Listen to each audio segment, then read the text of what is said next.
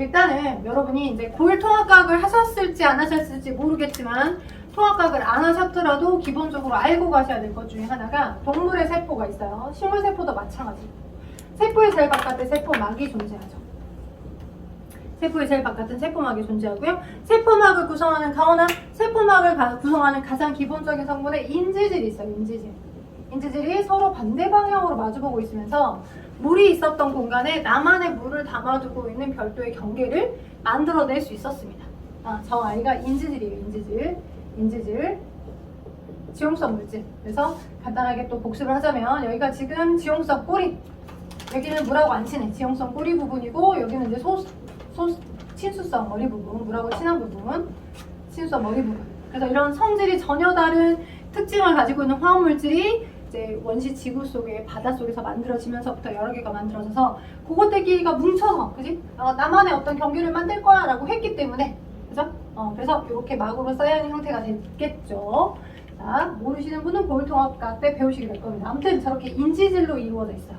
그런데 이제 다양한 역할들을 수행하게끔 하기 위해서 막에 콩콩콩 박혀져 있는, 막에 박혀져 있는 다양한 종류의 막단백질이 존재합니다. 그 막단백질로 특정 친수성 물질을 이동시켜서 더 받아들이기도 하고요. 포도당 같이. 또는 또 다른 형태의 막단백질은 이온을 띤 입자들을 받아들이기도 합니다. 또 다른 형태의 막단백질은 칼륨을 왔다리 가게끔 해주기도 하고요. 다양한 형태의 막단백질이 생명체가 생명활동을 영위하고 살아있게끔 하기 위해서 다양한 막단백질 각각의 개체들마다 필요한 형태의 기능에 의해서 박혀서 존재합니다. 당연히 이 막단백질을 만들려고 하는 정보 또한 핵 속의 유전 물질로부터 만들어지는 겁니다. 핵에 존재하는 유전 물질로부터. 이 유전 물질은 당연히 엄마 아빠로부터 물려받았겠죠. 오케이? 그렇게 해서 그 유전 물질의 기능에 의해서 유전 물질의 어떤 정보의 발현으로 다양한 막단백질을 박혀서 존재하는데, 그런 막단백질 중에 오늘의 자극과 전도와 전달을 이해하게끔 위해서는 필요한 막단백질 여러 종류가 있어요. 그들 중에 자, 이름이 나트륨 통로라는 이름을 갖고 있는 막단백질과 칼륨 통로라는 이름을 가지고 있는 막단백질, 그리고 나트륨 칼륨 펌프라는 이름을 가지고 있는 막단백질, 크게는 세 종류의 막단백질만 기억하시면 조금 수월할 겁니다. 당연히 저 세 종류의 막단백질만 여러분의 세포막에 존재하는 건 아니야. 더 다양한 각각의 기능을 수행하는 포도당을 받아들이게 해주는 포도당 수용체 단백질, 인슐린을 받아들이게 하는 인슐린 수용체 단백질, 아주 다양한 막단백질이 존재하는데, 그들 중에 오늘의 목적에 맞는 자극을 전도시키고 뭔가 외부의 자극이 어떻게 흘러가는지에 대한 정보를 주기 위해서는 저 세 종류의 막단백질은 꼭 기억하고 있으면 된다, 그 말이야. 그것만 있다는 게 아니고 여러분의 몸에 다양한 막단백질이 있어. 돼요? 오케이? 자, 졸면 여러분만 손해야. 굉장히 어려운 부분이야. 눈 깜빡하는 사이에 조는 사이에 굉장히 중요한, 어려워하는 그 부분이 흘러가 버릴 수 있어. 자, 그래서 세 종류의 막단백질이 존재하는데, 통로라는 이름을 가지고 있는 막단백질은 어떤 특징을 갖고 있냐면 말 그대로 전형물이야. 전형물. 그 특정 이온을 띠고 있는 입자만 이동시키게끔 해주는 전형물이야. 수용성 물질 중에 끊겼어요 혹시? 오케이. 자, 그래서 나트륨 통로라고 하는 건 나트륨을 이동시키는 막단백질. 이때는 에너지를 소비하잖아. 그 나트륨을 이동시키고자 할 때, 나트륨을 받아들이거나 내보내고자 할 때, 그때 근데 특정 에너지를 꼭 공급해줘야지만 널 받아들여. 그러지 않는다. 오케이? 통로라는 이름을 가지고 있는 것들은 다 그래. 칼륨을 이동시키는 막단백질이야. 근데 이제 특징이 어떠냐면 나트륨 통로랑 칼륨 통로의 특징이, 자, 전반적으로 어떤 용어를 쓰냐면, 나트륨 통로는 투과성이 좋아요. 나트륨 통로는 투과성이 나빠요 라고 표현하고요. 나트륨 통로의 투과성은 조금 더 안 좋고요. 칼륨 통로의 투과성은 조금 더 좋아요 라고 표현합니다. 투과성이 좋아요. 투과성이 좀 더 높다. 자, 칼륨 통로의 투과성이 좀 더 높다. 두 개의 통로의 투과성을 비교하면, 투과성은 왔다리 갔다리 왔다리 갔다리 하는 정도를 말해. 근데 그 특정 막단백질을 통해서 특정 물질을 이동시킬 때 칼륨 통로는 필요에 따라 칼륨이 안에서부터 바깥으로 나가기도 하고, 또는 많으면 밖에 있었던 칼륨이 안으로 들어오게끔도 해요. 오케이? 일종의 확산처럼 그 특정 칼륨이라고 하는 입자만 이동시킬 수 있는 게이트인데, 칼륨이라는 입자가 농도에 많고 적음에 따라서 왔다리 갔다리 웨이브의 유입과 유출들이 수월하게 일어날 수 있는 통로가 칼륨 통로라고 한다면, 근데 나트륨 통로는 과학자들이 연구를 해봤더니 그렇지 않고 어쨌든 뭔가 특정 시그널이 있었을 때만 들어오는데, 세포막을 경계로 했었을 때, 세포막 바깥쪽에 나트륨이 많을 때는 나트륨이 밖에 많이 존재하다가 일부의 특정 시그널을 받아서 들어오게끔 해줄 때만 투과성이 존재하는 거고요. 안에서 바깥으로 나트륨을 내보내지 못하더라는 거예요. 그래서 상대적으로 왔다리 갔다리 다 잘할 수 있는 칼륨에 비해, 칼륨 통로의 투과성에 비해서 한 방향이잖아. 바깥쪽 방향에서 세포막 안쪽 방향으로 이동하는 형태이다 보니까, 그래서 나트륨의 투과성은 상대적으로 칼륨보다는 더 나쁘다라고 표현한다고. 오케이? 그래서 칼륨 통로를 통한 칼륨의 투과성이 훨씬 더 좋고 나트륨은 좀 덜하다라고 보는 거야. 나트륨은 그래서 한 방향성이야. 거의 바깥쪽에 존재하고 있었던 나트륨이 일부분 안쪽으로 들어오고자 할 때만 주로 이용하는 형태들이 나트륨 통로야.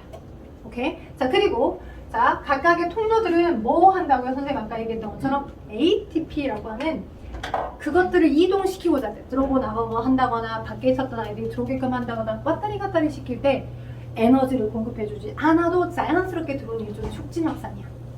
오케이? 촉진확산. 그러니까 에너지를 소비받지 않아도 에너지 소모 없이 물질이 이동 가능. 에너지가 소모됨이 없이 그 물질들이 왔다리 갔다리 할 수 있는 형태의 막단백질인 거고요. 통로라는 이름을 가지고 있는 것들. 돼요? 근데 나트륨, 칼륨, 펌프라는 이름을 가지고 있는 아이들은 펌프라는 이름이 뭘 알려주나요? 그걸 이동시키고자 할 때 꼭 반드시 에너지 공급을 해줘야지만 그 물질의 이동이 일어나는 것들을 펌프라는 단어를 써. 오케이? 펌프라는 이름을 가지고 있는 건 나트륨, 칼륨, 펌프는 자, 우리 세포에서 사용되는 에너지 화폐가 여러분 생명과학원 앞부분을 배웠던 친구들은 주로 어떤 아이들이 화폐를 저장했다가 에너지를 공급해주고 떨어져 나가는 형태라고 했었습니까? 우리 생명활동 에너지가 어떤 형태였었어요? 세포호흡의 결과 주로 사용하는 생명활동 에너지 화폐 분자 구조가 이름이 뭐였습니까? 맞아요. ATP라는 화학적 분자예요. ATP. 아데닌 이렇게 있고, 그죠? 아데닌이라는 염기가 이렇게 있고, 당이 이렇게 있고, 그죠? 인산이 하나 붙어 있냐, 두 개 붙어 있냐, 세 개 붙어 있냐. 세 개 붙어 있는 게 에너지를 많이 저장한 형태라고 했었죠.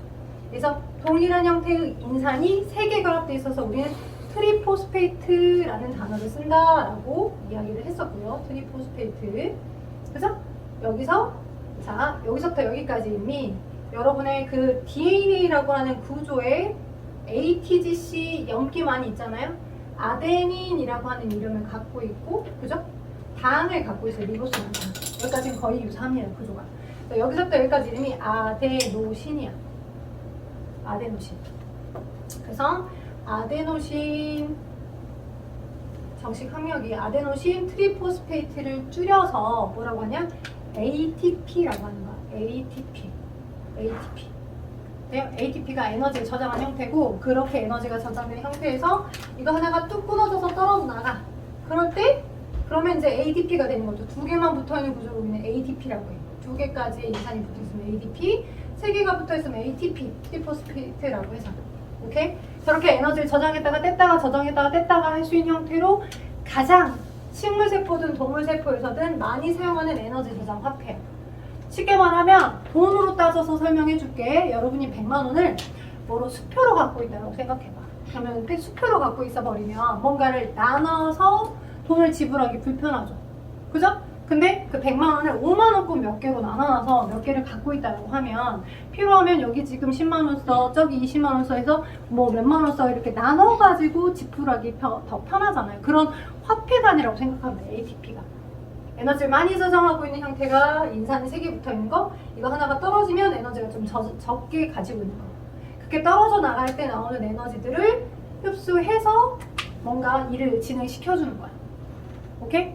봐봐, 우리가 누군가에게 일을 할 때 돈 안 주고 일을 시키면, 그죠? 그러면 이제 거의 그냥 뭐라 그래야 되니? 그 사람이 이제 봉사를 했다 하면 몰라도 봉사가 아니라 나 알바비 왜 안 줘요? 막 이럴 수 있는 거잖아.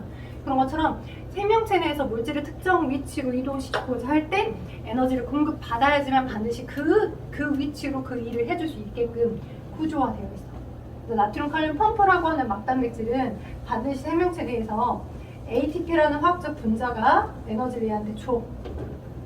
그러면서 ADP로 떨어져 나가면서, 그러니까 ATP는 에너지가 인산이 3개 붙어 있는 거, 그러면서 이 저장됐던 고에너지 인산 결합이 떨어지면서 그때 나온 그 에너지가 얘한테 공급이 되면서, 오케이? 특정 위치로 어떤 식으로 나트륨을 세 분자를 세포막 바깥쪽으로 내보내고 아웃 두 분자의 칼륨을 안으로 들여보내는 기능을 수행해주고 있어. 이게 나트륨 칼륨 펌프야. 오케이? 목적이 있어서 그런 거야. 목적이 있어서. 그래서 나트륨 칼륨 펌프라는 막단백질이 여러분 몸에 존재합니다. 반드시 살아있게끔 하기 위해서 세 분자의 나트륨을 바깥쪽으로 보내주고 두 분자의 칼륨은 동시에 그 막단백질을 통해서 안으로 들어보내주게끔 해주는 기능들을 수행해주고 있습니다. 되겠어요? 오케이? 근데 그게 하나만 있겠습니까? 아닙니다. 여러 개가 존재합니다. 세포막에 다양한 그 나트륨 칼륨 펌프라는 막단백질이 많이 존재한다라고 인지를 하시면 좋겠어요. 자, 일단 기본적인 사항에 대한 걸 설명을 해드렸습니다. 여러분의 자극이 전도되고 전달될 수 있게 하는 그 흐름을 설명하게끔 하기 위해서 필요한 각각의 막단백질이 어떤 기능을 수행하고 있고 그 막단백질이 어떠어떠한 역할에 해당하는 건지 설명해드렸어요. 되겠어요? 오케이? 아직 여러분이 기억하셔야 될 내용의 3분의 1도 시작하지 않았어요. 방금까지는 인트로였습니다. 조금 쉬었다 할까요? 괜찮겠어요? 지금 다 5분 좋으시는 분이 있는 것 같긴 한데 괜찮습니까?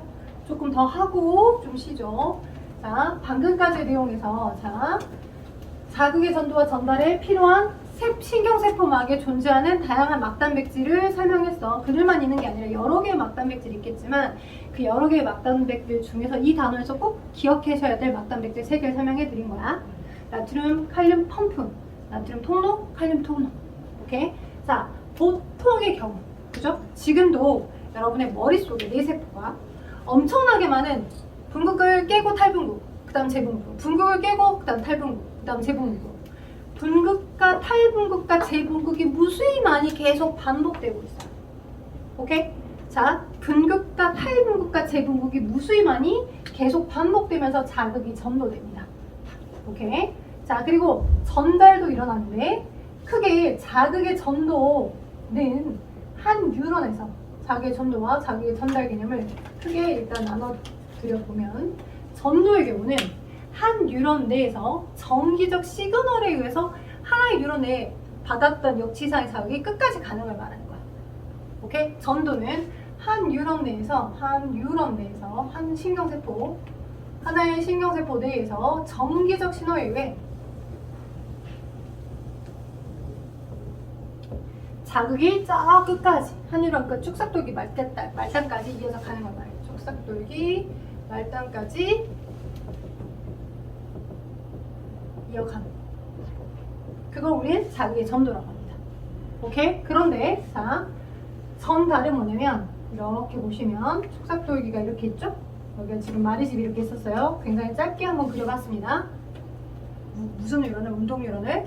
그러면 이렇게 존재하고 있는 신경세포체가 있고 가지돌기가 있고 이렇게 축삭돌기가 이렇게 있을 때 뉴런이 하나만 있는 게 아니라 한 뉴런에서 또 그 다음 뉴런으로 손에 손잡고처럼 이렇게 딱 잡고 있는 게 아니야. 약간 이 뉴런과 뉴런의 틈이 있어. 뉴런하고 뉴런 사이에 틈이 있어. 이 틈을 우리는 시냅스 틈이라고 해. 오케이? 그러니까 이 뉴런에서부터 이어졌던 정기적 자극의 시그널이 약 20나노미터 정도로 벌어진 틈으로 또다시 이어가야 돼. 오케이? 이어가야 될 때 그때는 특정 화학 물질이 분비돼서 그 다음으로 시그널이 이어지는 거야. 오케이? 하나의 뉴런 내에서는 정기적 시그널에서 가면 마지막에 축삭돌기 말단 쪽에서는 너 정기적 시그널이 이렇게 흘러왔니? 그럼 그 다음 뉴런으로는 어떻게 가라? 근데 그 다음 뉴런이 이렇게 딱 맞닿고 손에 맞닿아서 연결되어서 되는 게 아니라 틈이 벌어져 있기 때문에 뭔가 여기 끝에서 화학물질을 쑥 분비해. 예? 마치 저기 옥상에서 돈 가지고 막 돈을 막 뿌려내는 것처럼 그러면 아래 있는 사람들이 막 돈을 붙잡으려고 막 난리 불쑥했잖아. 그런 것처럼 그런 특정 뭔가의 화학물질이 분비됨에 의해서 그 다음 이 틈에 벌어져 있었던 정기적 시그널이 이 화학물질을 인지하여서 그 다음 또 이어지는 거야. 오케이? 그래서 이 틈에서 일어나는 그 다음 정보가 이어지는 거야. 그걸 우리 전달이라고 해. 오케이? 그래서 흥분의 전달은 자 시냅스 시내스 틈은 뉴런과 뉴런 사이겠죠? 시내스 틈에서 화학물질의 분비에 의해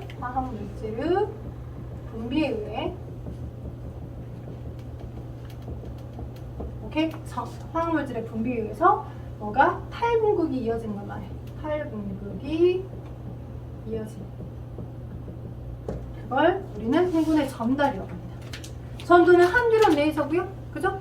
전도는 한 뉴런 내에서고 전달은 한 뉴런의 끝에서 축삭도기 말단에서 뭔가 특정 신경 전달 물질이 막 분비돼서 화학물질이 분비돼서 그 다음 뜯어져 있는 그 틈 사이로 그 다음에 이어져서 또 탈분극이 이어지는 걸 말하는 겁니다. 정확하게 말하면 자 그러면 전달은 어떤 신경 전달 물질을 뿌렸고 그걸 받아만 들이면 끝나. 근데 전도는 여러분이 조금 어려워하시는 부분이라서 그때 자주 반복되는 용어가 분극, 탈분극, 재분극이라는 용어야. 이때 이 과정에서 하나의 전기적 시그널이 계속 끝까지 이어질 때 분극, 탈분극, 재분극이라는 용어들이 계속 반복되는 거야.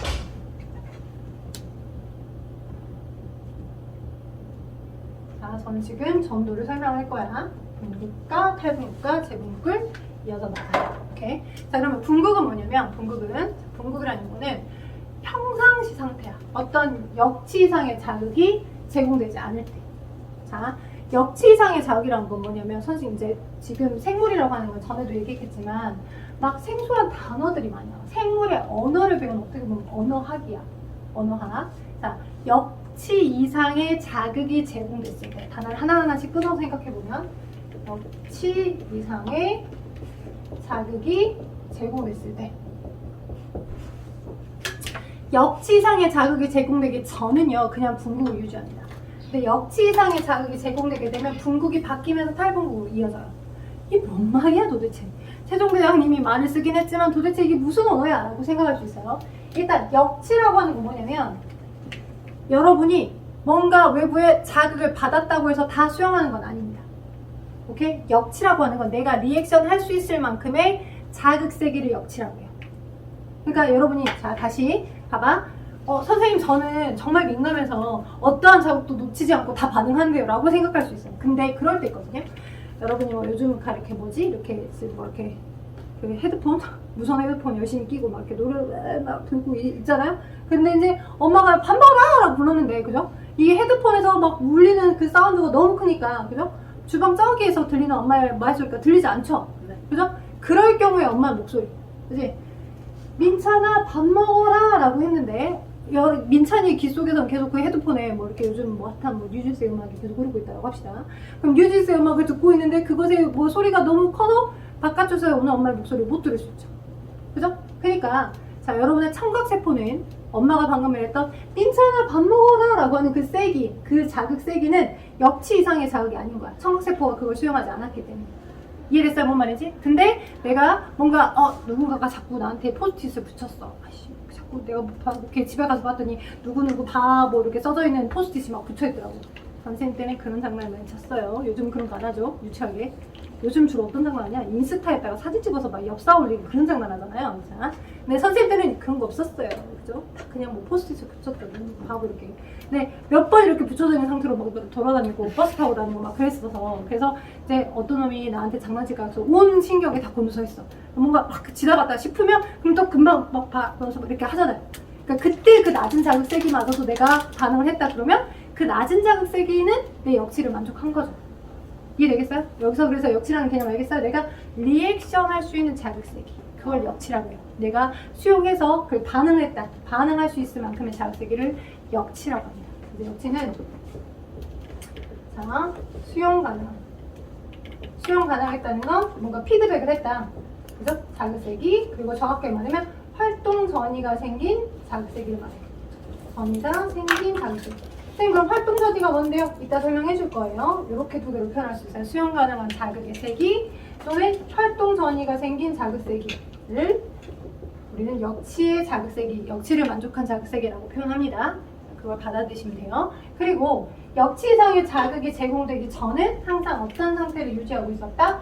분극을 유지하고 있었다. 근데 역치 이상의 자극이 오게 되면 분극이 깨지면서 탈분극으로 가면서 시그널이 흘러가는 거야. 자, 그 말을 먼저 설명해 줄 거야. 뭐냐면 분극, 자, 한 글자 차이죠. 봐봐. 분극의 분극, 분극 앞에 탈, 이탈할 때 탈. 그 다음에 분극에서 앞에 다시 자, 재, 그죠? 재는 다시 뭔가 반복됐다는 의미죠. 재사용, 재할 때 재니까. 그 다음에 이 탈은 이탈, 그죠? 탈, 뭔가 다 달라졌다는 의미죠. 분극이 완전 달라진 모습으로 100%다 바뀌었을 때 우린 탈분극이라고 합니다. 오케이? 그럼 분극을 제대로 정의만 하면 탈분극이 어떤 특징이 나타났고 어떻게 시그널 흘러가는지 유추할 수가 있겠죠. 오케이? 자, 분극은 평상시 상태예요. 평상시. 그러니까 어떠한 역치상의 자극도 수용하지 않을 때의 자극세기. 어떠한 역치상의 자극도 수용하지 않을 때의 자극세기가 분극입니다. 그래서 평상시의 상태로 역치상의 자극. 지금은 근데 여러분의 모든 신경세포들, 뭐 청각세포들, 뇌세포들이 막 분극과 탈분극과 재분극과 막 이런 걸 뒤지게 빨리 겁나 엄청나게 많이 하고 있을 때요. 왜? 정보를 수집하고 머릿속에서 막 생각하려고 하고, 그죠? 계속 눈도 돌리고, 그죠? 더운데 막 땀도 약간 나는 것 같고, 약간 졸립다가 깨는 것 같다가 막 굉장히 많은 신경세포들이 뭔가 분극과 탈분극을 계속 반복하고 있을 때의 상황이에요, 현재는. 그죠? 근데 여러분이 아무런 뭔가를 하지 않고 있을 때, 역지상 자극을 수용하지 않을 때의 상태는 평상시 상태. 그걸 저는 오프 상태라고 표현을 할게요. 오프 상태로.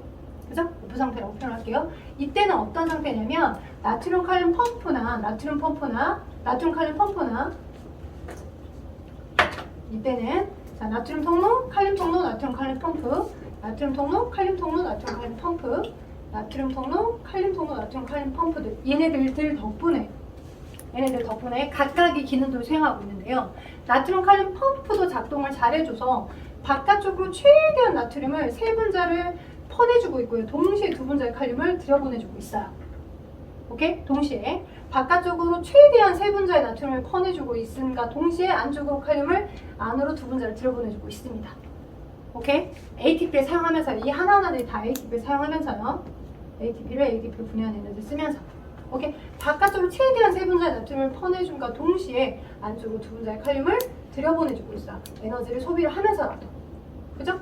오케이? 에너지를 소비를 하면서라도 이렇게 해주고 있어요. 나트륨 칼륨 펌프가. 그러면서 나트륨 통로, 칼륨 통로 두 개의 통로가 있는데 칼륨 통로는 열심히 부지런히 어떤 식으로 안에 칼륨을 더 들여보내기도 하고 바깥쪽으로 더 내보내기도 하고 왔다리 갔다리 칼륨을 왔다리 갔다리 해주고 있는 상태고요. 근데 나트륨 통로는 닫혀 있을 때입니다. 나트륨 통로는 닫혀 있을 때예요. 나트륨 통로는 닫혀 있을 때예요. 오케이? 그래서 요 나트륨 통로, 나트륨 칼륨 펌프 얘의 역할 때문에, 얘의 노력 때문에, 이 펌프의 노력들 때문에 어떤 이온이 배치를 하고 있냐면 세포 바깥쪽으로는 나트륨이 많이 배치되어 있어요. 예, 왜? 빡 퍼내주고 있으니까 나트륨을. 그죠? 퍼내주고 있으니까 세포 바깥쪽으로 나트륨이 많이 배치가 되어 있고 그 다음에 얘네들 이 펌프의 역할 덕분에 칼륨은 안쪽으로 많이 배치되어 있어요. 칼륨은 안쪽으로 많이 배치됐어요. 그죠? 그러면 선생님 어차피 양이온 두 종류가 바깥쪽이나 안쪽이나 똑같이 거의 적재되어 있는 것처럼 존재하고 그 다음 칼륨이 왔다리 갔다리 잘하고 있으니까 그죠? 그러면 전체적인 전이는 큰 차이가 없겠습니다 라고 할 수 있는데 우리의 세포에 핵이 있으니까 세포에 핵이 명령을 줘서 핵 속에서부터 만들어낸 많은 물질대사 효소들이 있겠죠. 물질대사에 필요한 여러 효소들이 존재할 건데 그 효소들이 세포 안에서 기능을 하고 있겠잖아요. 오케이? 그런 효소들 덕분에 세포막 안쪽에 마이너스 전하를 띠고 있는 내부 단백질들이 많이 존재해. 마이너스 차지를 띠고 있는 내부 단백질이 많이 존재해. 오케이? 우리 몸에서 만드는 스스로 효소들이나 여러 가지 물질대사를 관여하는 여러 단백질들이 내부에 존재하는 단백질, 막단백질 말고. 오케이? 그러다 보니까 내부에 존재하는 단백질들이 마이너스 전위를 많이 띠고 있어서 전체적으로는 세포막 안쪽이 바깥쪽에 비해서 마이너스 전위를 띠고 있어요. 마이너스 70mV 정도. 바깥에 비해서 안쪽이. 돼요? 안쪽 세포막 내부가 총체적으로는 많은 마이너스 전위를 띠고 있다고. 바깥쪽은 플러스 전위를 많이 띠고 있고. 돼요? 총 이온들은 나트륨 이온도 있고 칼륨 이온도 있고 두 종류 이온이 존재하긴 해. 근데 나트륨 칼륨 펌프 덕분에 나트륨 이온은 주로 바깥쪽에 존재하고. 돼요? 칼륨 이온은 주로 안쪽에 존재하고. 선생님 칼륨 통로 열려있다. 얘 열려있어요.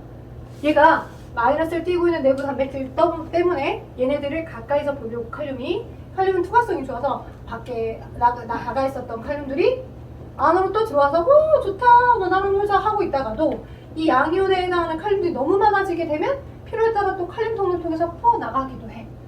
오케이? 그래서 전체적으로는 분극의 상태일 때 안쪽이 내부보다 마이너스 전위를 많이 띄고 있고 막의 안쪽이 막의 바깥쪽이 플러스 전위를 띄고 있습니다. 상대 전위가 어느 정도까지 차이가 나면 마이너스 70mV 정도까지 차이가 납니다. 그리고 이온의 배치는 거의 나트륨 이온은 바깥쪽에 왜? 나트륨 칼륨 펌프가 연락 일을 해주고 있으니까 바깥쪽에 나트륨이 존재하고요. 안쪽으로 칼륨이 많이 존재하는 상태들로 배치되어 있는 게 이게 평상시 그냥 분극의 상태예요. 근데 이 분극이 깨지면서 역지상의 자극이 오게 되면 분극이 깨지면서 야! 정보 가! 이렇게 하는 거야. 야! 정보 가라고! 라고 하는 시그널을 주는 거야. 오케이? 그게 분극이 깨지면서 그러면 그 분극이 깨질 때 시그널을 줄 수 있는 이온이 누구냐? 나트륨 이온인 거야. 왜? 분극일 때는 나트륨 통로가 닫혀있다라고 했었잖아요. 근데 내가 외부에서 역지사의 자극이 주어졌어. 역지사의 자극이 주어졌을 때 바깥쪽에 존재하고 있었던 이미 지금 칼륨은 어차피 평상시에 늘 왔다리 갔다리 왔다리 갔다리 왔다리 갔다리 할 수 있는 성향을 갖고 있는데 나트륨은 굳건히 닫혀있잖아. 통로가. 세포막 안쪽으로 내 세포막 바깥쪽에 나트륨이 이 나트륨 칼륨 펌프 덕분에 세포막의 바깥쪽으로 많이 적재되어 있는 상태인데 그들 중에 일부가 또 훅 들어오게 되면 막 내부의 전체적인 전이가 뒤집어지는 거야. 어떻게? 바깥쪽에 존재하고 있었던 나트륨이 전체 다 들어오는 건 아니야. 전체 다 들어오는 건 아니지만 역지상의 자극이 와서 일부의 나트륨만 스멀스멀 들어와도 순간적으로 여기가 어떤 식으로 나트륨 훅 나트륨 통로를 통해 들어와버리니 이 처음에 내부의 전이가 마이너스 70이었던 게 어쩌겠어? 마이너스 70 정도의 내부 전이를 갖고 있었던 상태였는데 역지상의 자극이 와서 그지? 마이너스 70 전위에 자 이쪽에서 역지상의 자극이 왔을 때 자극 오게 되면 자 어떻게 돼? 바깥쪽에 존재하고 있었던 나트륨 이온의 일부만 쑥 들어와. 그것이 일부만 쑥 들어와도 이 순간적인 이 위치에서 나트륨이 훅 들어오잖아? 그러면 나트륨의 양이 순간적으로 많아진 것들을 캐치를 해본다라고 하면 마이너스 72, 마이너스 60, 마이너스 50, 마이너스 40으로 양전위를 띄고 있는 입자가 많아지기 때문에 내부 전위가 증가하겠죠. 이렇게 스무스하게 증가하게 된 거야. 근데 그게 순간적인 폭발에 의해서 많이 늘어오다 보니까 시간은 짧은 상태로 훅 들어와서 어느 정도까지 증가하냐면 플러스 30mV의 전위까지 증가합니다. 오케이? 근데 그 값이 참 희한하게도 내가 외부의 자극을 세게 줬냐 약하게 줬냐에 따라서 구분이 없어. 들어오는 정도는 늘 똑같아. 그래서 마이너스 70 정도의 그냥 어떠한 자극도 안 보내고 있을 때 그 내부 전위에서 역지상의 자극이 오게 되면 바깥에 존재하고 있던 나트륨이 훅 들어와서 플러스 30이나 세포에 따라 다르겠지만 플러스 35mV 정도의 딱 그 지점을 찍을 때까지 나트륨이 한꺼번에 훅 들어와. 오케이? 그게 탈분극이야. 오케이? 되겠어? 그게 탈분극이야. 훅 들어와서 탈분극이 일어나면서 뭐가 되는 거다? 지금 현재 전위가 증가하게 된 거다. 그때의 전위를 우리는 활동전이라고 해. 자, 탈분극. 역지상의 자극이 왔고 그 역지상의 자극에 의해서 나트륨 통로가 열리면서 바깥쪽에 존재하고 있어 나트륨의 일부가 들어오는 거야. 나트륨이 유입된 거야. 유입되면서 내부의 전이 그 유입된 그 첫 번째 지점이 원래는 마이너스 70mV 정도였는데 그지? 플러스 30mV가 될 만큼으로 전위가 증가했다고. 여기서부터 여기까지 한 100mV의 전위가 증가했죠. 그때 증가한 전위 폭을 우리는 활동전이라고 합니다. 그 활동전이랑 비교하여 여기를 활동전이라고 해. 활동전이와 비교하여 원래 분극을 유지하고 있을 때 가장 기본값 평상시에 마이너스 70mV의 그 전위를 우리는 그걸 휴지기전이라고 해. 휴지기전, 휴지막전이. 쉬고 있을 때 전이라는 표현인 거죠. 그냥 평상시 분극을 유지하고 있을 때의 전이. 오케이? 분극을 유지하고 있을 때 전이가 휴지기전이 역지상의 자극이 와서 나트륨이 한 번에 훅 들어와가지고, 그죠? 근데 또 내가 인식을 쉽게 하게끔 하기 위해서 나트륨이 훅 들어와서 생겼어요 라고 표현하는 건데 바깥쪽에 존재하고 있었던 모든 나트륨이 다 들어온 게 아니야. 항상 나트륨 칼륨 펌프는 늘 일을 하고 있기 때문에 언제의 상태든 항상 저기 끝에 있었던 나트륨 펌프도 계속 작동을 해주고, 우리의 세포들은 끊임이 없잖아. 막에 딱 박혀있는 형태로 딱딱 구분이 되어 있는 게 아니라 조직액들은 항상 끊임없이 그 액체들도 다 존재하고 있기 때문에 어떻게 나트륨이 들어왔다라고 하더라도 바깥쪽에 있던 모든 나트륨이 다 안으로 들어온 게 아니야.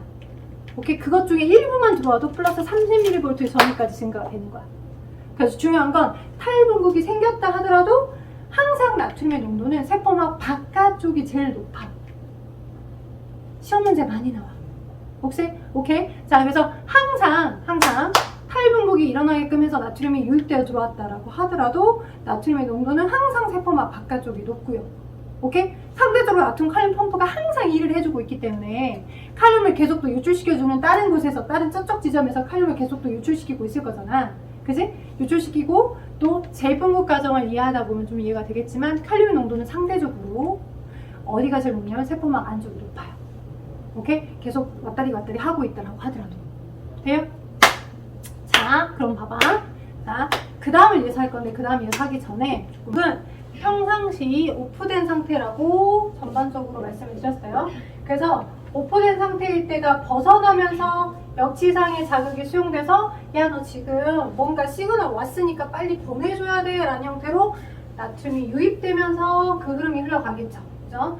평상시 분극은 어떻게? 신경세포막을 축으로 하여 막의 바깥쪽보다 안쪽이 더 많은 마이너스 전위를 띠고 있다라고 말씀을 드렸습니다. 원인은 일단 가장 안쪽이 많은 마이너스를 띌 수 있는 극명한 원인 중에 하나는 내부에 마이너스를 띠고 있는 내부 단백질이 많이 존재해서 그래. 세포막 안쪽에 존재하는 내부 단백질이 전체적인 총전화가 마이너스 차지를 띠고 있어서 그렇다고.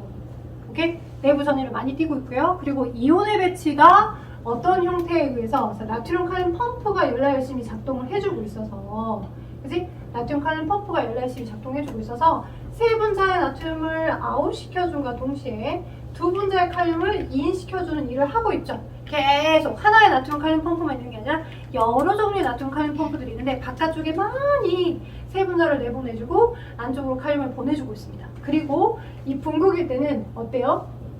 칼륨의 막 투과성이 나트륨의 막 투과성보다 더 좋아요.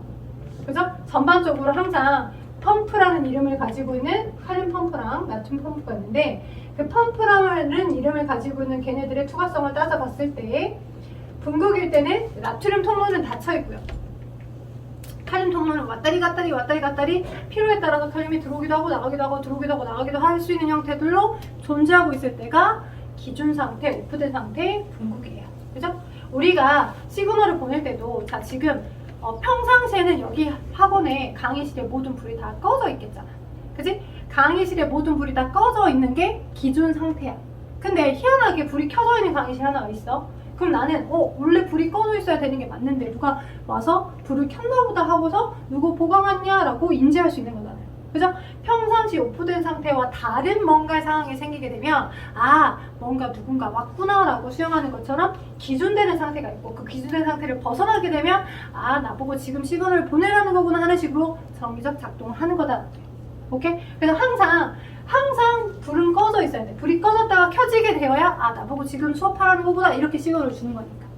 그죠? 그래서 또 다른 역지사의 자극을 보내주려면 자 역지사의 자극이 와서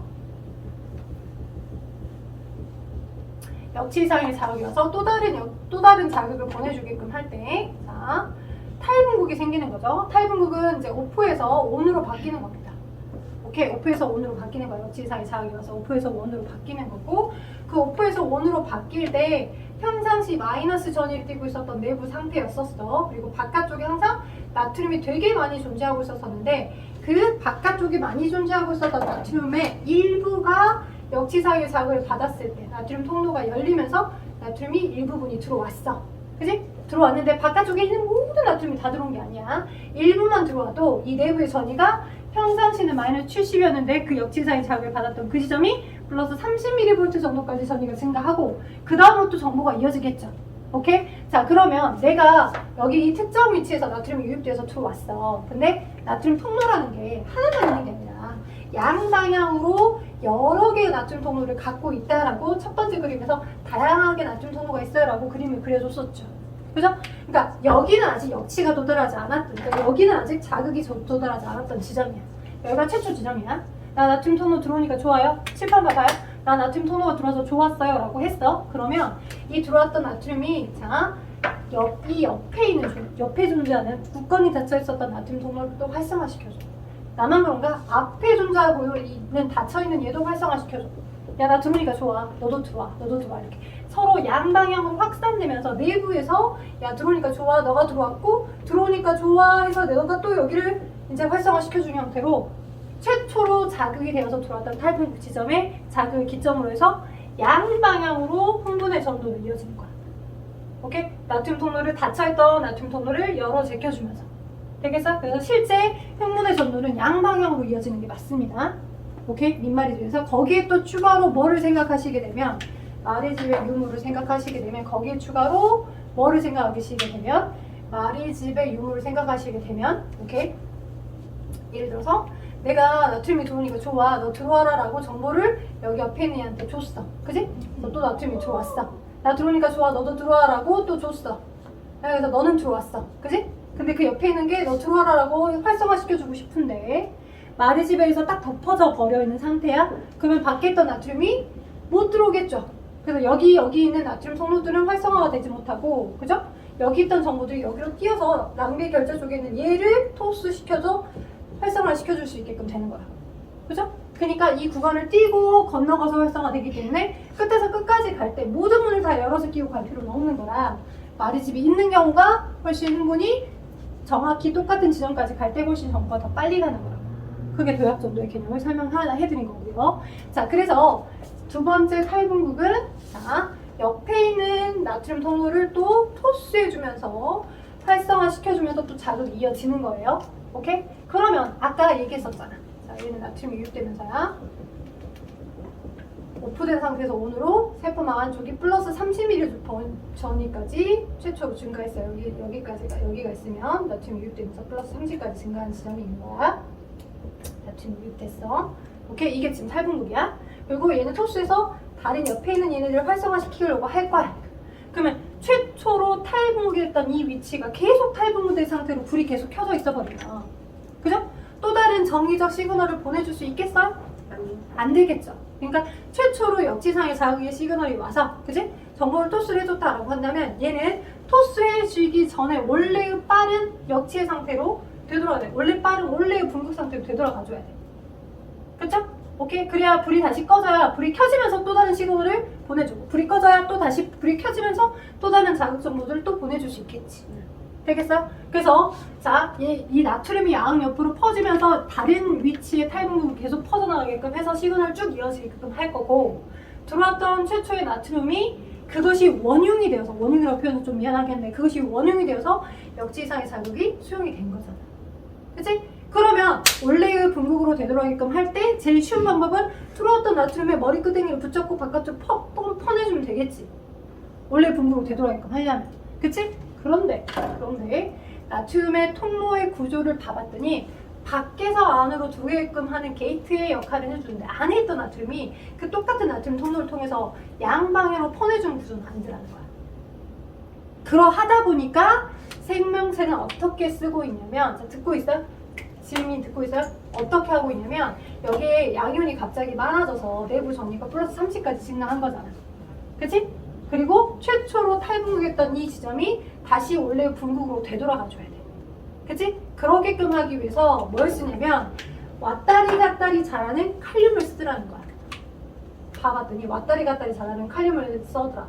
칼륨 통로를 열어 제껴서 안쪽에 칼륨이 많이 존재하고 있었겠죠. 내부에 많이 존재하고 있었던 칼륨들을 머리끄댕이를 붙잡고 일단은 칼륨을 빠른 속도로 유출시켜줍니다. 오케이? 원래 분국으로 되돌아간다는 건 세포막 안쪽이 마이너스 70mV로 돌아가는 거잖아요. 세포막의 내부가 원래 분국으로 들어가는 건 내부가 바깥과 안을 비교했을 때 마이너스 70mV가 되도록 돌아간다는 거잖아요.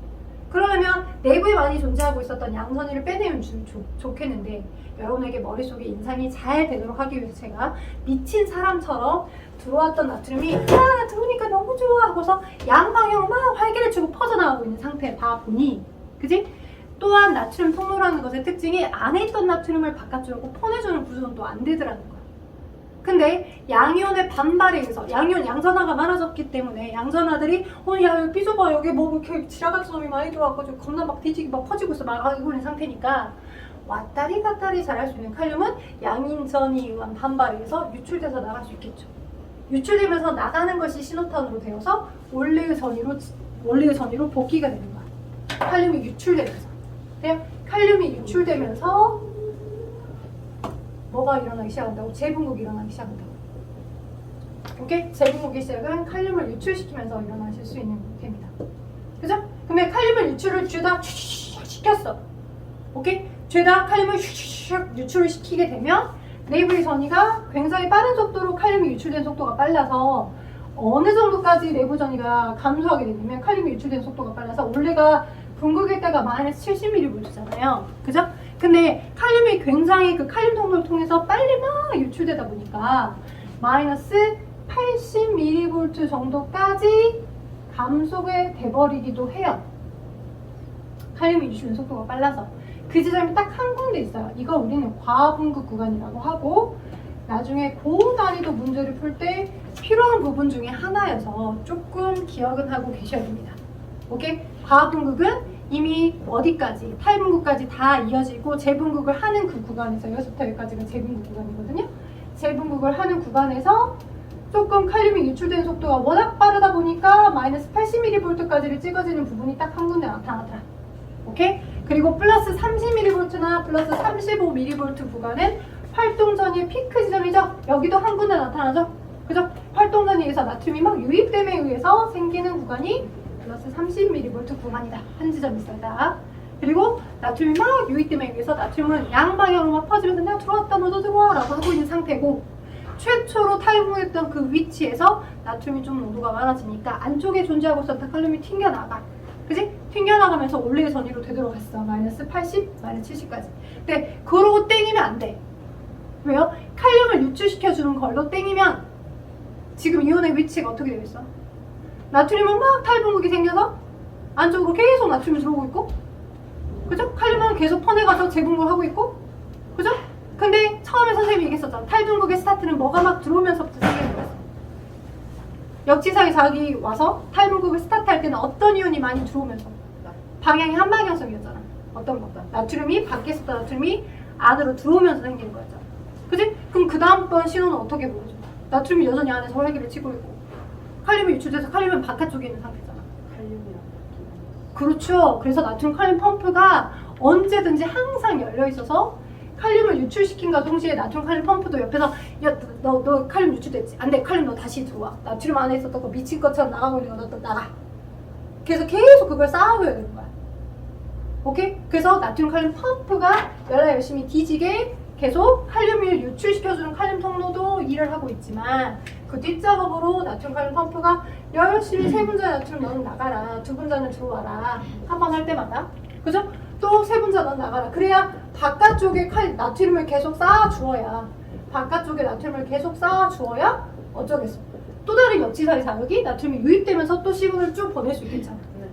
그렇죠? 그래서 나트륨 칼륨 펌프는 쉴 새 없이 언제나 늘 계속 작동하고 있어요. 나트륨 칼륨 펌프가 계속 작동해줘야 그 다음에 뭐를 또 바깥쪽에 나트륨을 계속 적재시키고 그 나트륨이 일부분이 유입되는 것이 시그널이 되어서 또 다른 역지사의 자극을 또 보낼 수가 있는 거죠. 그렇죠? 자, 나트륨 칼륨 펌프는 쉬지 않고 계속 일을 하고 있다고 보시면 될 것 같습니다. 그 내용이 여러분 교재 43쪽에 자, 분국과 탈분국과 재분국에 대한 그 흐름에 대한 설명이 표로 잘 정리가 되어 있고 여러분이 기억하실 거 분국일 때의 맞게 안과 바깥의 전이차를 마이너스 70mV라고 해요. 마이너스 70mV 그리고 마이너스 70mV가 되는 거고 그리고 이제 자 탈분국일 때가 있죠. 역지상의 자극이 와가지고 쭉 나트륨이 유입되면서 안쪽에 플러스 전이가 됐고 그 들어왔던 나트륨은 양옆으로 퍼져나가면서 야 너 들어와라고 또 다른 굳건히 닫혀있던 나트륨 통로를 열어 제끼고 있는 거고 최초로 탈분국됐던 위치는 원래 칼륨을 빨리 유출시키고 그 다음 나트륨 칼륨 펌프가 계속 또 작동을 계속 해주면서 나트륨은 바깥으로 가게 하고 세 분자는 동시에 두 분자에 나갔던 칼륨을 또 안으로 잡아들이는 거야. 선생님 왜 하필 번거롭게 그래요? 몰라. 생물 구조가 그래. 저 내가 만든 내 옷이 아니야. 여러분의 몸뚱이가 그래. 뭔가 이유가 있었겠지. 그지? 생물은 자 뭔가 일반화시키는 원리가 아니야. 우리가 생물체를 만든 건 아니잖아. 누군가에 의해서 그 시스템이 가장 최적화되어 있다라고 해서 남아있는 형태의 진화된 형태의 흐름으로 남아있는 거잖아요. 그죠? 그런 형태의 의사소통 방법이 그나마 가장 진화에 적합했기 때문에 그 형태를 유지하고 있는 걸 거예요. 오케이? 조금 번거로워도 항상 나트륨은 안으로 들어오면서 뭔가 시그널을 스타트해주는 물질인 거고, 그죠? 바깥에 있었던 게 안으로 들어오면서부터는 역지상의 작용을 오게끔 해주는 형태인 거고, 그리고 원래 위치로 되돌아가게끔 하기 위해서 나트륨 칼륨 펌프가 에너지를 쓰면서라도 하는 거죠. 그래서 그 에너지를 소비하게끔 해줘야 나트륨 칼륨 펌프가 원래 위치로 해주는데, 그 에너지를 소비할 수 없게끔 해줄 때, 그지? 뭐 청산가리 같은 게 그 독극물이잖아요. 그런 게 그런 세포 에너지를 만들어줄 수 있는 물질을 차단해버리기 때문에 그 나트륨 칼륨 펌프가 작동이 안 되면서 그 신경 전달 흐름이 안 돼서 죽게 되는 형태로 가는 그런 물질들이 그런 각각의 특징을 가지고 있어요. 물질들마다 각각의 세부적인 특징이 약간 다르긴 하지만, 그래서 그 내용을 한번 복습해서 내용을 읽어보시고 아래에 지금 5번, 6번, 7번 가로만 한번 채워보고 너희들이 다음 주에 해오실 추가적인 내용을 44쪽 봐봐. 44쪽도 제가 지금 수업 시간에 설명하면서 조금 설명을 해드렸던 부분이거든요. 정보가 자극이 세냐 세지 않냐에 따른 차이인데, 세다고 해서 활동 전이가 뭐 플러스 100mV만큼 증가하는 건 아니야. 센 자극에서 나트륨이 더 많이 들어오고 그런 게 아니고, 그 탈중극과 재중극의 빈도가 조금 더 빈번한 것 뿐이야. 오케이, 빈번한 것 뿐이라고 보시면 될 것 같고요. 흥분이 전도되는 과정도 한번 내용을 보시면 이해되기 쉬울 거고, 흥분 전달은 다음 시간에 간단하게 한 번 더 설명을 할 거예요. 그러니까 숙제는 어디를 해오시면 되냐면, 넘겨서 페이지 제가 48쪽에 한 문제 한 문제씩 숙제를 내드렸는데 48쪽에 2번부터요. 48쪽에 5번까지 한번 해오시고요. 48쪽에 2번부터 5번까지 체크하시면 될 것 같아요. 제가 다시 알려드릴게요. 여기부터. 자, 그리고 자, 49쪽은 제가 1번만 풀어오는데 2번하고 3번, 4번까지 48쪽까지 일단 풀어오시고, 나머지 문제는 수업 시간에 제가 같이 초이스해서 풀 수 있도록 할 테니까, 그죠? 지금 정리를 하자면 48쪽에 6, 7번은 진도 설명 안 했거든요. 6, 7번 빼고 48, 49쪽 완성해오라는 얘기야. 오케이? 그리고 앞에 있는 45쪽에 5, 6, 7번 답만 달아보고 5, 6, 7번 답만 달아보고 마무리 한번 해보자. 5번 갈게요. 뉴런이 자극을 받지 않았을 때 세포 안과 바깥의 전이자를 무슨 전이? 휴지기 전이 또는 휴지막 전이 휴지전이라고 해. 그지? 쉬었을 때 마이너스 70mV 평상시.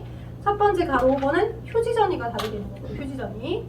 역지상의 자극을 가져서 막전이가 급격히 상승했을 때 하강하는 전이를 우리는 활동전이라고 합니다. 네, 마이너스 70과 플러스 30의 차이만큼이 100mV죠. 이게 활동전입니다.